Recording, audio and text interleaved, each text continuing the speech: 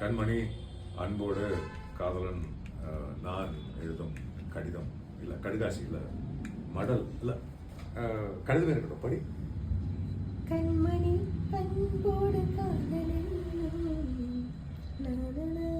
ஓ, கவிதையாகவே படிச்சிட்டியா? சரி, அப்போ முதல்ல கண்மணி போட்டால இப்போ பொன்மணி போட்டுக்கோ. பொன்மணி, உன் வீட்டில் சௌக்கியமா? நான் இங்கே சௌக்கியம்.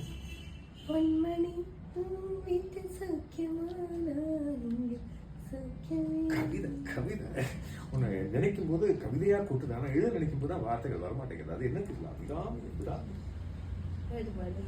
உன்னை எண்ணி பார்க்கையில் கவிதை கொட்டுது, அதை எழுத நினைக்கையில் வார்த்தை கொட்டுது. ஓஹோ கண்மணி அன்போடு காதலன் நான் எழுதும் கடிதமே. பொன்மணி உன் வீட்டில் சௌக்கியமா?